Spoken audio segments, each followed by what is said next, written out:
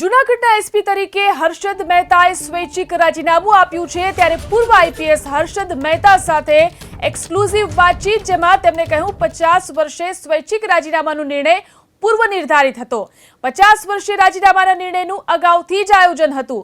જૂનાગઢની ભૂમિને હર્ષદ મહેતાએ ઉર્જાની ભૂમિ ગણાવી છે।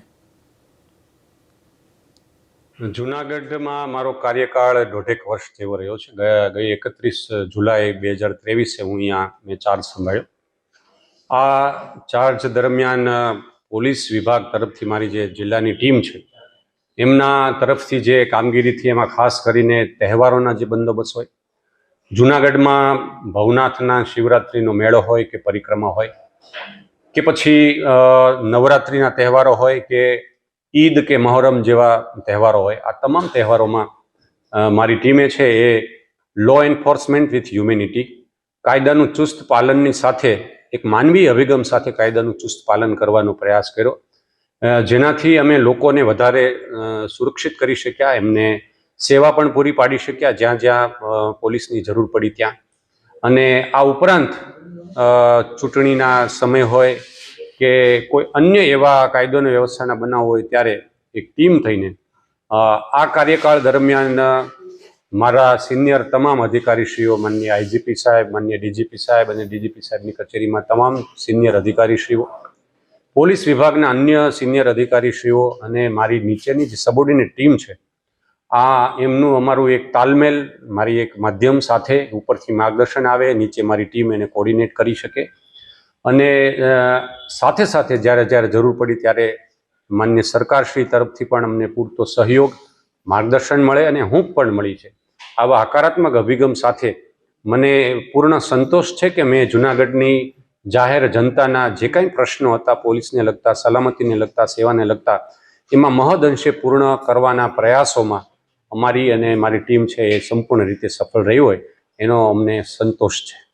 બિલકુલ, પરંતુ આપ પણ જાણો છો કે આજકાલ પોલીસમાં જોઈન થવા માટે ઘણા બધા યુવાનો પ્રયાસ કરતા હોય છે અને તમે આ સ્ટેજ પર આવીને આ પ્રકારનો નિર્ણય કેટલું આસાન, કેટલું મુશ્કેલ, કઈ રીતે આ પાછળ? બહુ સાહજિક આ મારો નિર્ણય છે। અગાઉ મેં આ વાત કરેલી હતી એમ કે સ્વાભાવિક છે કે જે આપણે કીધું કે નવા યુવાનો જોડાવા ઈચ્છતા હોય એમને હું ખૂબ જ શુભેચ્છા પણ આપું છું કે અચૂક આ પોલીસ સર્વિસ છે એક ઉમદા પ્રકારની આ સેવા છે। લોકોની સુરક્ષા, સેવા અને શાંતિ માટેનું આ એક ઉત્તમ એવું માધ્યમ છે, એટલે યુવાનોએ, સાહસિક યુવાનોએ તો ખાસ પોલીસ વિભાગમાં જોડાવવું જોઈએ।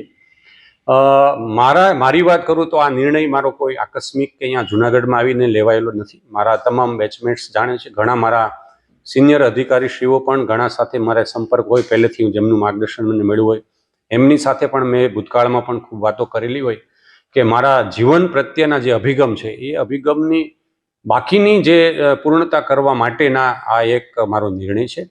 અને આજે આ નિર્ણય બાબતે જરા પણ મને કંઈ અજુગતું કે બહુ આકસ્મિકતા લાગતી નથી, કારણ કે આ માઇન્ડસેટ મારું ટ્રેનિંગ દરમિયાન થયેલું છે।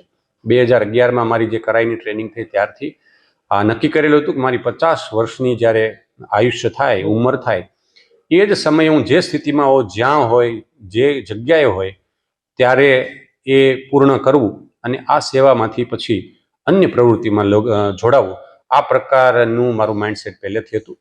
આ બાબતે મને પૂર્ણ સહયોગ તમામ તરફથી, માનનીય સરકારશ્રી તરફથી, મારા સિનિયર તમામ અધિકારીશ્રી તરફથી અને મારા સબોર્ડિનેટ જ્યાં જ્યાં મારી ટીમ છે એનો મને જ્યાં જ્યાં પોસ્ટિંગ મળ્યા છે ત્યાં મને બહુ જ સારા અધિકારીઓની સાથે કામ કરવાનું મળ્યું છે અને દરેક જગ્યાએ મેં લોકોની અપેક્ષાઓને પૂરી કરવા માટેની પૂર્ણ પ્રયાસ મારો રહ્યો છે। અચ્છા, વોટ નેક્સ્ટ? બધાએ જાણવા માંગે છે કે હવે પછી શું?